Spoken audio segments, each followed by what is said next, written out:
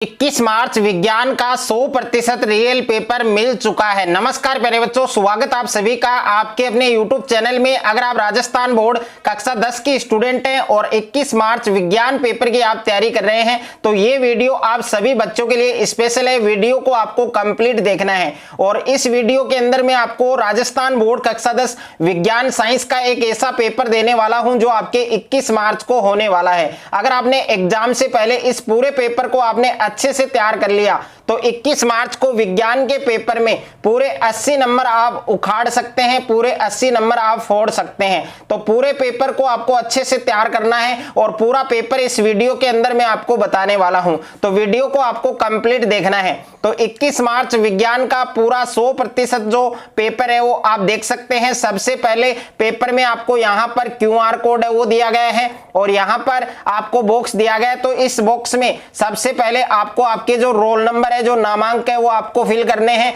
और यहां पर क्वेश्चन बुकेट नंबर दे रखा है आपके S241190 और यहां पर साइंस पेपर का कोड दे रखा है S07 और माध्यमिक परीक्षा 2025 का ये पेपर है जो आपके 21 मार्च को होने वाला है। और नंबर ऑफ क्वेश्चन है पेपर में, कुल क्वेश्चन है वो आपको 20 मिलेंगे और नंबर ऑफ प्रिंटेड पेज यानी पेपर में कुल पेज हैं, कुल जो पृष्ठ पेज हैं वो आपके हैं 12 और विज्ञान का ये पेपर है 2025 का ये पेपर है जो आपके 21 मार्च को होने वाला है। अगर आप भी 21 मार्च विज्ञान के पेपर में, साइंस के पेपर में पूरे 80 नंबर अगर आपको फोड़ना है, पूरे 80 नंबर अगर आपको अचीव करना है तो विज्ञान का, साइंस का ये पूरा पेपर आपको अच्छे से तैयार करना है। और समय है वो आपको 3 घंटे 15 मिनट दिया गया है और पूर्णांक है आपके 80 यानी 80 नंबर का ये पेपर आपके होने वाला है।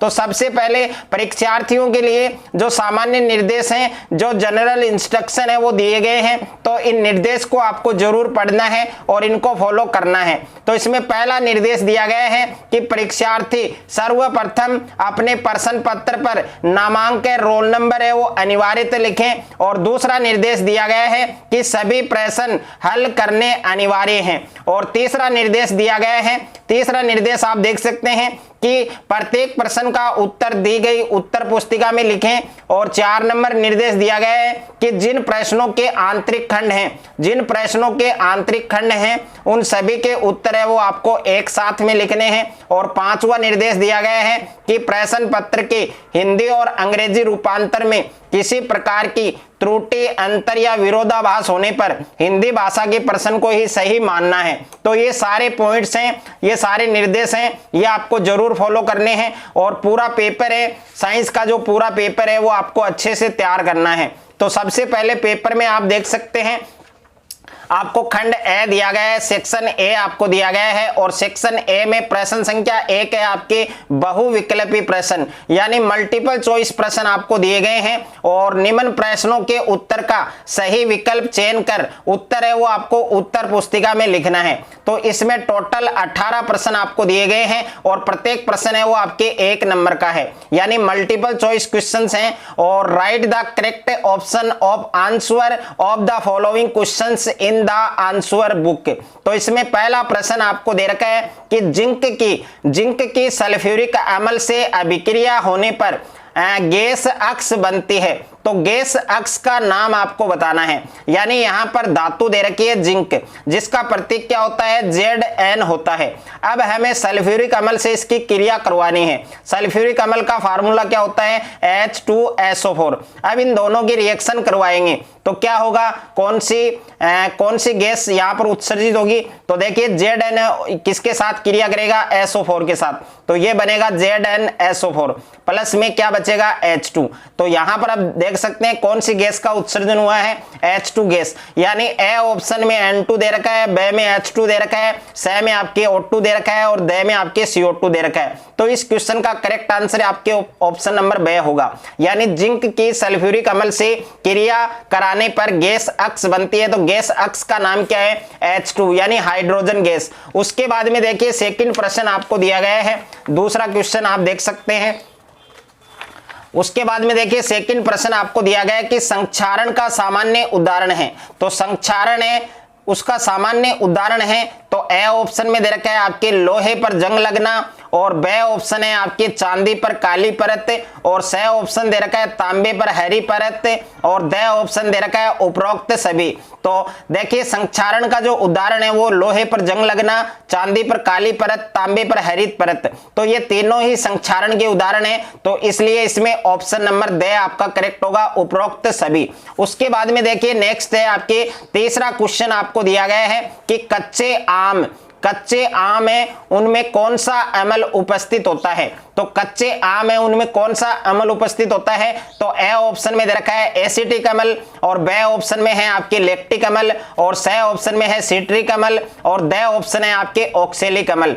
तो कच्चे आम है उनमें कौन सा अम्ल उपस्थित होता है, सिट्रिक अम्ल उपस्थित होता है, तो इसमें सी ऑप्शन आपका करेक्ट होगा। और जैसा कि आप जानते हैं कि संतरे में भी आपके सिट्रिक अम्ल उपस्थित होता है। और उसके बाद में 4 नंबर प्रश्न दिया गया है आपको कि सबसे अधिक आघात वर्धनीय धातु है, तो सबसे अधिक आघात वर्धनीय धातु का नाम आपको बताना है। तो ए ऑप्शन में दे रखा है सिल्वर जिसे चांदी कहते हैं, और बी ऑप्शन में है कॉपर जिसे तांबा कहते हैं, सी ऑप्शन में है मैग्नीशियम, और द ऑप्शन में है लोहा जिसे आयरन कहते हैं। तो सबसे अधिक आघात वर्धनीय धातु कौन सी है, सिल्वर है जिसे चांदी कहते हैं, तो ए ऑप्शन है वो आपका करेक्ट होगा। और सिल्वर का दूसरा नाम क्या है आपके, चांदी है, जिसका प्रतीक क्या होता है, Ag होता है। उसके बाद में देखिए नेक्स्ट है आपके 5वां प्रश्न आपको दिया गया है। नेक्स्ट 5वां प्रश्न आप देख सकते हैं, यदि एल्किन श्रेणी में n बराबर क्या है 3, यानी n बराबर 3 है तो एल्किन का साधारण नाम क्या होगा। तो ए ऑप्शन में दे रखा है एथिलीन, बी ऑप्शन में दे रखा है प्रोपिलीन, तो प्रोपिलीन है वो इसका करेक्ट होगा, यानी मेथ एथ प्रोप, तो 3 नंबर पर प्रोप आता है। और एल्किन श्रेणी का आपको साधारण नाम बताना है, तो इसका अनुलग्न पुरुलग्न क्या होगा, इन होगा, तो देखिए प्रोपिलीन हो जाएगा, यानी बी ऑप्शन है वो आपका करेक्ट होगा। उसके बाद में नेक्स्ट दे रखा है आपके अगला क्वेश्चन दे रखा है आपके क्वेश्चन नंबर 6। क्वेश्चन नंबर 6 का करेक्ट आंसर बताना है आपको कि C2H5OH का नाम है, तो C2H5OH का नाम आपको बताना है। तो ए ऑप्शन में दे रखा है मेथेनॉल, और बी ऑप्शन में है एथेनॉल, और सी ऑप्शन में है मेथेनेल, और द ऑप्शन में है एथेनेल। तो C2H5OH का नाम क्या होगा, एथेनॉल होगा, तो इसमें बी ऑप्शन है वो आपका करेक्ट होगा, सही होगा। उसके बाद में 7वां प्रश्न दे रखा है, क्वेश्चन नंबर 7 है आपके कि उत्सर्जन की क्रिया में भाग लेने वाली वृक्क की जो इकाई है वो क्या कहलाती है। तो उत्सर्जन की क्रिया में भाग लेने वाली जो वृक्क की इकाई होती है वो क्या कहलाती है। तो ए ऑप्शन में दे रखा है कोशिका, और बी ऑप्शन में है रुधिर, और सी ऑप्शन में है कुपिका, और द ऑप्शन में है वृक्काणु। तो उत्सर्जन की क्रिया में भाग लेने वाली वृक्क की इकाई को क्या कहते हैं, वृक्काणु कहते हैं, तो इसमें द ऑप्शन है वो आपका करेक्ट होगा, सही होगा। उसके बाद में 8वां प्रश्न दे रखा है आपके कि फलों को पकाने में सहायक पादप हार्मोन है, तो फलों को पकाने में कौन सा पादप हार्मोन सहायक होता है। तो ए ऑप्शन में है ऑक्सिन, और बी ऑप्शन में है जिब्रेलिन, और सी ऑप्शन में है इथाइलिन, और द ऑप्शन में है साइटोकाइनिन। तो इस प्रश्न का सही उत्तर क्या होगा, आपके ऑप्शन नंबर सी होगा, यानी फलों को पकाने में जो पादप हार्मोन सहायक होता है उसका नाम क्या होता है, इथाइलिन होता है, तो इसमें सी ऑप्शन है वो आपका करेक्ट होगा। उसके बाद में क्वेश्चन नंबर 9 आपको दे रखा है कि थायरोक्सिन हार्मोन के निर्माण के लिए किस तत्व की आवश्यकता होती है। तो ए ऑप्शन में दे रखा है आयोडीन, बी ऑप्शन में दे रखा है आयरन, और सी ऑप्शन में दे रखा है कैल्शियम, और द ऑप्शन में दे रखा है सल्फर। तो इस प्रश्न का सही उत्तर होगा आपके आयोडीन, यानी ए ऑप्शन है वो आपका सही होगा, आयोडीन। थायरोक्सिन हार्मोन के निर्माण के लिए कौन से तत्व की आवश्यकता होती है, आयोडीन तत्व की आवश्यकता होती है। उसके बाद में नेक्स्ट है आपके क्वेश्चन नंबर 10 आपको दे रखा है। क्वेश्चन नंबर 10 है आपके कि एकलिंगी पुष्प पाए जाते हैं, तो एकलिंगी पुष्प वो किसमें पाए जाते हैं। ए ऑप्शन में दे रखा है सरसों, बी ऑप्शन में है गुड़हल, और सी ऑप्शन में है तरबूज, और द ऑप्शन में है अमरूद। तो एकलिंगी पुष्प वो किसमें पाए जाते हैं, तरबूज में पाए जाते हैं, तो तरबूज इसका सही उत्तर होगा, यानी ऑप्शन सी आपका करेक्ट आंसर होगा। उसके बाद में क्वेश्चन नंबर 11 है आपके कि आनुवांशिक लक्षणों का नियंत्रण करने वाली इकाई क्या कहलाती है। तो आनुवांशिक जो लक्षण होते हैं उनका नियंत्रण करने वाली जो इकाई होती है वो क्या कहलाती है। तो तो ए ऑप्शन में है गुणसूत्र, ब ऑप्शन में है जीन और स ऑप्शन में है उत्परिवर्तन और द ऑप्शन में है लक्षण प्ररूप। तो इसका सही उत्तर होगा आपके ऑप्शन नंबर ब यानी जीन। आनुवंशिक लक्षणों का नियंत्रण करने वाली जो इकाई होती है, जो यूनिट होती है, वो क्या कहलाती है? जीन कहलाती है। उसके बाद में क्वेश्चन नंबर 12 आपको दे रखा है कि निर्वात में प्रकाश की चाल होती है। तो निर्वात में प्रकाश की चाल का मान क्या होता है? ए ऑप्शन में दे रखा है 2 × 10 की पावर 8 मीटर प्रति सेकंड और ब ऑप्शन में है 3 × 10 की पावर 8 मीटर प्रति सेकंड और स ऑप्शन में है 4 × 10 की पावर 8 मीटर प्रति सेकंड और द ऑप्शन में दे रखा है 5 × 10 की पावर 8 मीटर प्रति सेकंड। तो निर्वात में प्रकाश की चाल का मान क्या होता है? 3 × 10 की पावर 8 मीटर प्रति सेकंड होता है। तो इसमें ब ऑप्शन आपका करेक्ट होगा। उसके बाद में क्वेश्चन नंबर 13 आपको दे रखा है कि आंख की पुतली के आकार को आंख का कौन सा भाग नियंत्रित करता है? तो आंख की जो पुतली होती है उसके आकार को, उसके साइज को आंख का कौन सा भाग कंट्रोल करता है, नियंत्रित करता है? तो ए ऑप्शन में दे रखा है आपके परितारिका जिसको आइरिस कहते हैं और ब ऑप्शन में है दृष्टिपटल और स ऑप्शन में है स्वच्छ मंडल और द ऑप्शन में है दृक् तंत्रिका। तो इस क्वेश्चन का करेक्ट आंसर आपके ऑप्शन नंबर ए होगा। यानी आंख की पुतली के आकार को आंख का कौन सा भाग नियंत्रित करता है? परितारिका करता है, जिसका दूसरा नाम है आइरिस। ओके, यानी परितारिका को आइरिस कहते हैं। उसके बाद में क्वेश्चन नंबर 14 आपको दे रखा है कि प्रतिरोधकता का मात्रक है। तो प्रतिरोधकता का मात्रक क्या है? प्रतिरोधकता का दूसरा नाम होता है आपके विशिष्ट प्रतिरोध। तो प्रतिरोधकता को हम विशिष्ट प्रतिरोध भी कह सकते हैं। तो प्रतिरोधकता का मात्रक होता है ओम और ब ऑप्शन में है ओम गुणा मीटर और स ऑप्शन में है वाट और द ऑप्शन में है एम्पियर। तो प्रतिरोधकता का ऐसा ही मात्रक क्या होता है? ओम गुणा मीटर होता है। ओके, और ओम का प्रतीक है वो आप देख सकते हैं और गुणा में मीटर का प्रतीक होता है एम। उसके बाद में नेक्स्ट है आपके क्वेश्चन नंबर 15 आपको दे रखा है कि किसी विद्युत बल्ब के तंतु में से 0.5 एम्पियर विद्युत धारा 2 सेकंड तक प्रवाहित होती है। तो विद्युत परिपथ से प्रवाहित विद्युत आवेश का परिमाण क्या होगा? तो इसमें देखिए I का मान दे रखा है, यानी धारा कितनी दे रखी है? धारा I का मान दे रखा है 0.5 एम्पियर और हमें टाइम दिया गया है, टी का मान दिया गया है 2 सेकंड। अब हमें ज्ञात क्या करना है? आवेश ज्ञात करना है, विद्युत आवेश हमें ज्ञात करना है। और विद्युत आवेश को किससे दर्शाते हैं? क्यू से। और क्यू बराबर होता है I × T। ये फार्मूला है, आपको अच्छे से याद करना है। अब I का मान है 0.5 और गुणा में T का मान है 2। अब इन दोनों को गुणा करेंगे तो ये आएगा आपके 1। ओके, यानी इसमें स ऑप्शन आपका करेक्ट होगा। और विद्युत आवेश का मात्रक क्या होता है? कूलाम। तो 1 कूलाम इस क्वेश्चन का सही उत्तर होगा। उसके बाद में क्वेश्चन नंबर 16 आपको दे रखा है कि फ्लेमिंग के बाएं हाथ के नियमानुसार अंगूठे की दिशा होगी।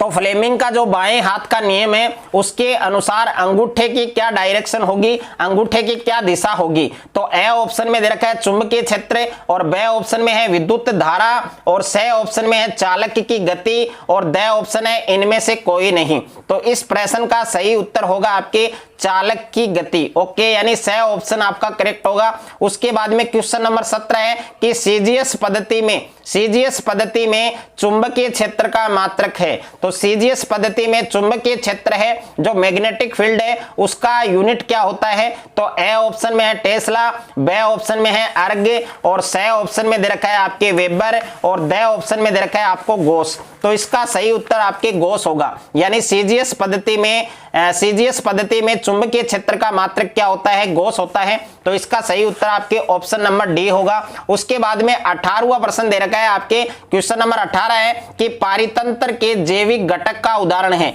तो पारितंत्र के जैविक घटक का उदाहरण आपको बताना है। तो ए ऑप्शन में है उत्पादक और ब ऑप्शन में है उपभोक्ता और स ऑप्शन में है अपघटक और द ऑप्शन में है उपरोक्त सभी। तो पारितंत्र के जैविक घटक का उदाहरण उत्पादक भी है, उपभोक्ता भी है और अपघटक भी है। तो इसलिए इसमें ऑप्शन डी आएगा, ऑप्शन द आएगा आपके उपरोक्त सभी। ओके, तो क्वेश्चन नंबर 18 का answer correct answer option number the होगा। उसके बाद में देखिए दूसरा प्रश्न दे रखा है आपके कि रिक्त स्थानों की पूर्ति कीजिए। तो इसमें टोटल 6 प्रश्न हैं आपके और प्रत्येक प्रश्न आपको 1 नंबर का दिया गया है, यानी फिल इन द ब्लैंक्स। तो इसमें पहला प्रश्न आपको दिया गया है कि तेल व वसायुक्त भोज्य पदार्थों में मिलाकर उपचयित होने से बचाया जा सकता है या बचाया जाता है या रोका जाता है। तो तेल और वसायुक्त भोज्य पदार्थों में क्या मिलाकर, तो उस पदार्थ का नाम है प्रतिऑक्सीकारक। तो इस रिक्त स्थान में आएगा आपके प्रतिऑक्सीकारक। नाम आपको सही से लिखना है, मात्रा किसी भी प्रकार की कोई गलती आपको नहीं करनी है, क्योंकि 1 नंबर का प्रश्न है। अगर थोड़ी भी गलती, थोड़ी भी मिस्टेक अगर आपने कर दी तो 1 नंबर आपका कट जाएगा। उसके बाद में देखिए दूसरा प्रश्न है आपको रिक्त स्थान दे रखा है ऊष्मा की सबसे अच्छी चालक धातु है, और दूसरा रिक्त स्थान दे रखा है सबसे अधिक तन्य धातु है। तो देखिए ऊष्मा की सबसे अच्छी चालक धातु का नाम क्या है? चांदी। तो इसमें आएगा आपके चांदी, या फिर आप सिल्वर भी लिख सकते हैं, और इसमें आएगा आपके सोना, यानी सबसे अधिक तन्य धातु का नाम क्या है? सोना। तो इस रिक्त स्थान में चांदी और दूसरे में सोना। उसके बाद में तीसरा दे रखा है आपके कि तंत्रिका कोशिकाओं द्वारा रासायनिक या विद्युत संकेतों का प्रसारण है, वो क्या कहलाता है? तंत्रिका आवेग कहलाता है। तो इस रिक्त स्थान में आपको फिल करना है तंत्रिका आवेग। क्या लिखना है इसमें? तंत्रिका आवेग, ये नाम आपको लिखना है। उसके बाद में 4 नंबर है आपके कि ऊर्जा के उपभुक्त होने की जो दर है वो क्या कहलाती है? शक्ति कहलाती है। और इंग्लिश मीडियम वाले स्टूडेंट को क्या लिखना है? पावर लिखना है, POWER। ओके, अगर किसी भी क्वेश्चन में आपको डाउट है तो वो आप कमेंट कर सकते हैं, उसका आंसर आपको कमेंट में पिन किया जाएगा, वहां पर आप अपना आंसर है वो चेक करेंगे। उसके बाद में देखिए 5वां प्रश्न दे रखा है आपके रिक्त स्थान दे रखा है कि एक ऐसा उपकरण है जो किसी परिपथ में विद्युत धारा की उपस्थिति संसूचित करता है। तो उस उपकरण का नाम क्या है? गैल्वेनोमीटर। क्या नाम है उसका? गैल्वेनोमीटर। तो इस रिक्त स्थान में आपको लिखना है गैल्वेनोमीटर लिखना है। उसके बाद में देखिए नेक्स्ट है आपके 6ठा प्रश्न दे रखा है कि गंगा नदी के जल प्रदूषण को दूर करने के लिए गंगा कार्य परियोजना प्रारंभ की गई। कब प्रारंभ की गई? कब शुरुआत हुई थी उसकी? 1985 में। तो इस रिक्त स्थान में आपको 1985 लिखना है। उसके बाद में देखिए तीसरा प्रश्न दे रखा है आपके अति लघुत्रात्मक प्रश्न दे रखा है, प्रश्नों का उत्तर आपको एक शब्द में या एक पंक्ति में आपको लिखना है। तो इसमें पहला प्रश्न दे रखा है कि ऑक्सीकरण तथा उपचयन में एक अंतर लिखिए। तो एक तो ऑक्सीकरण है और दूसरा है आपके अपचयन, यानी ऑक्सीकरण और अपचयन है, उन दोनों में आपको एक अंतर लिखना है। दूसरा प्रश्न दे रखा है कि चिंटी या नेटल के डंक से स्त्राव होने वाले अम्ल का नाम लिखिए। तो चिंटी या फिर नेटल के डंक से स्त्राव होने वाले अम्ल का नाम आपको बताना है। तो कौन सा अम्ल होगा? मेथेनोइक अम्ल। कौन सा अम्ल होगा? मेथेनोइक अम्ल, या फिर हम इसे फार्मिक अम्ल भी कह सकते हैं। ओके, चिंटी या नेटल के डंक से स्त्रावित होने वाले अम्ल का नाम है मेथेनोइक अम्ल। उसके बाद में तीसरा प्रश्न है कि पित्तल है वो किन 2 धातुओं की मिश्र धातु है? तो एक तो तांबा है और दूसरी है आपके जस्ता, यानी तांबा और जस्ता की जो मिश्र धातु है उसका नाम क्या है? पित्तल है। उसके बाद में 4 नंबर प्रश्न दे रखा है कि सहसंयोजी बंध किसे कहते हैं? तो इसमें सहसंयोजी बंध की आपको परिभाषा लिखनी है। और 5 नंबर प्रश्न है कि लसिका किसे कहते हैं? तो इसमें लसिका की परिभाषा आपको लिखनी है। और 6ठा प्रश्न दे रखा है कि किस हार्मोन की कमी से रुधिर के ग्लूकोज स्तर बढ़ जाता है जिसमें मधुमेह नामक रोग हो जाता है? तो कौन सा हार्मोन है? उस हार्मोन का नाम आपको लिखना है। उसके बाद में 7वां प्रश्न है कि प्लेनेरिया में पूर्ण जनन का चित्र बनाइए। तो प्लेनेरिया में जो पूर्ण जनन विधि है उसका आपको नामांकित चित्र है वो आपको बनाना है। उसके बाद में देखिए 8वां प्रश्न दे रखा है आपके 8वां प्रश्न देख सकते हैं आप, क्वेश्चन नंबर 8 आपको दिया गया है।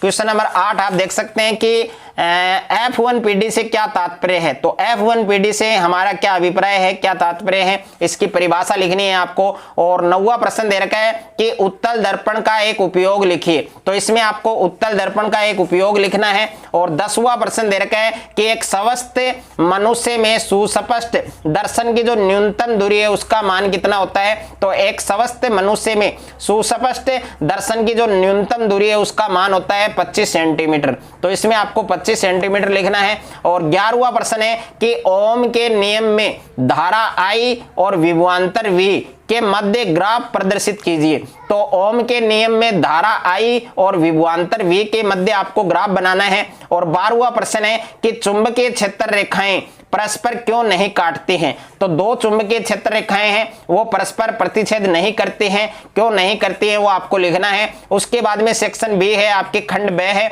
और खंड ब में सभी प्रश्न आपके लघु उत्तरात्मक प्रश्न है, शॉर्ट आंसर टाइप क्वेश्चन हैं। तो इसमें क्वेश्चन नंबर 4 आपको दिया गया है कि संयोजन और वियोजन अभिक्रिया, संयोजन और वियोजन अभिक्रिया में अंतर लिखिए।